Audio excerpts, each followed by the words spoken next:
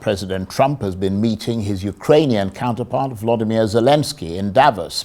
Mr. Trump has been pressuring Mr. Zelenskyy to reach a peace deal with Russia. He said such a deal was reasonably close. His special envoy, Steve Witkoff, has indicated that only one issue remained, a likely reference to Moscow's demand for Ukraine to cede more territory. Speaking at the World Economic Forum in Davos, President Zelenskyy sounded very critical of Europe, saying it needed to take more responsibility for its own defense.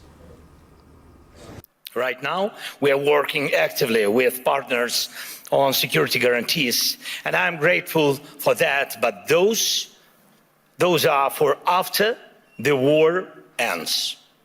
Once the ceasefire begins, there will be contingents and joint patrols and partner flags on Ukrainian soil.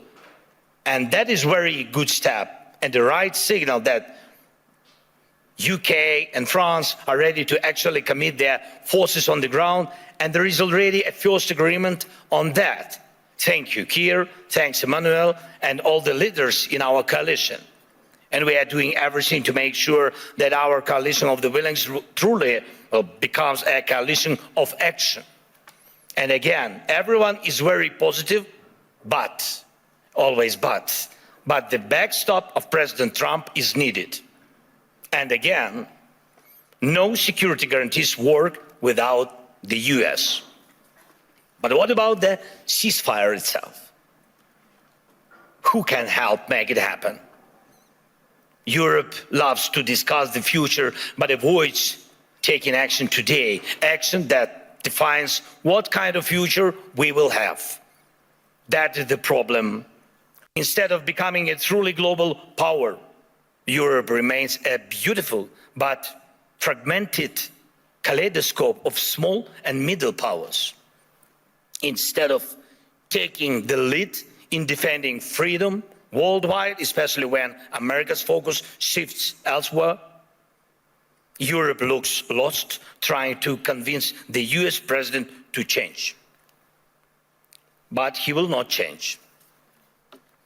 President Trump loves who he is, and he says he loves Europe, but he will not listen to this kind of Europe. President Zelenskyy.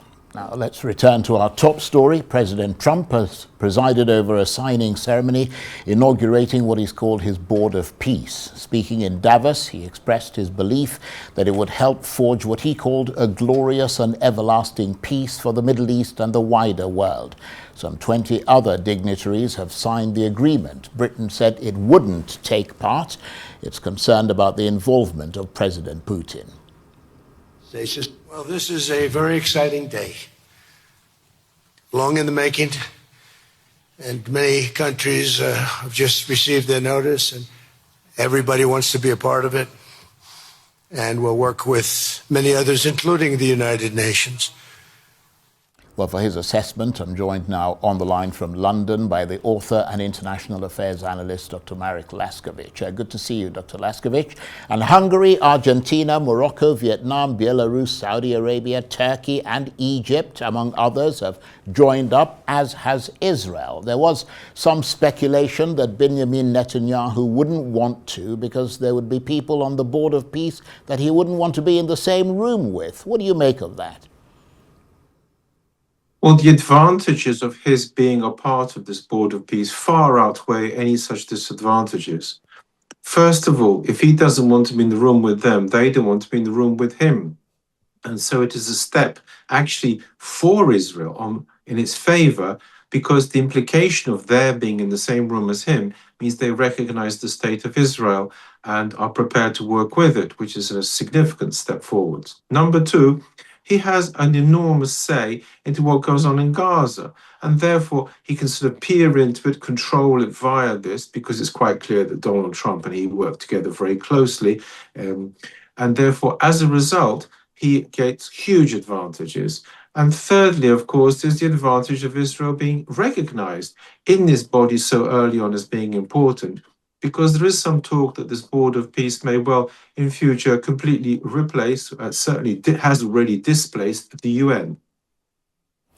And I mean, we've heard from the Russians saying they received invitations to join, the British saying they won't join if the Russians are there.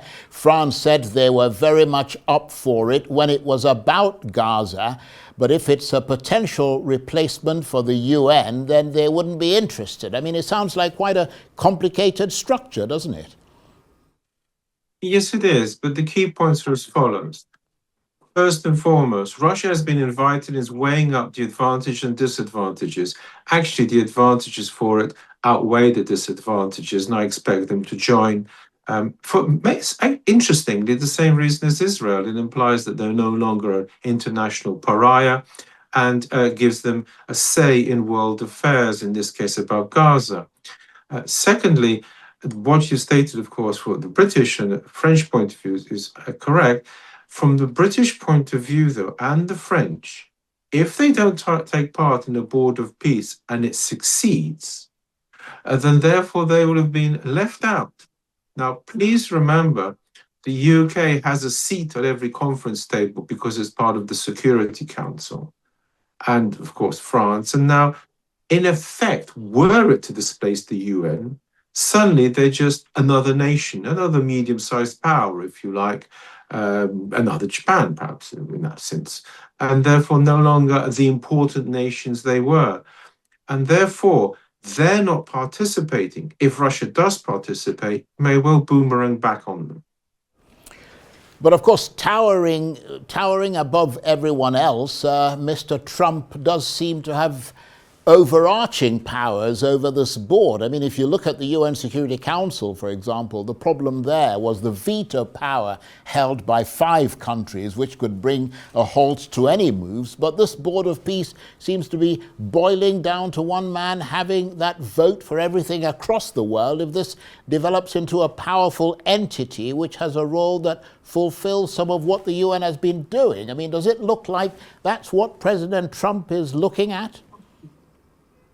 Yes, there are 2 aspects. First and foremost, what you've just said is true. He has a hegemonistic power over this, and therefore he can act via the Board of Peace in a way that he could not do in the UN, and also gives him a role as a leader, not just, of course, in Venezuela as a sort of, if you like, super president, but here again as a president almost of Gaza, and therefore as this leader who rules these areas more or less as provinces, and the UN is, as a result, sidelined. And that's just part of it. Please note, the USA has been withdrawing out of UN organizations, just recently out of the World Health Organization, which of course fuels the speculation that the UN is going to be dumped by the USA. And as a result, this Board of Peace is indeed a future, if you like, world forum whereby rogue states of some sort in USA eyes are brought under control, de facto American control, because the other nations in there are makeweights or allies of USA, as Russia is in this instance, and indeed quite possibly in others. Well, that's a very interesting point, and it raises questions, doesn't it, about the credibility of this board, given that Russia, which invaded Ukraine, has been invited to be on it, and also this question of stomping up $1 billion each. But that'll be a story for another day, because we are out of time. Dr. Laskiewicz, I want to thank you very much indeed. Dr. Marek Laskiewicz is the author and international affairs analyst who was talking to me on the line from London.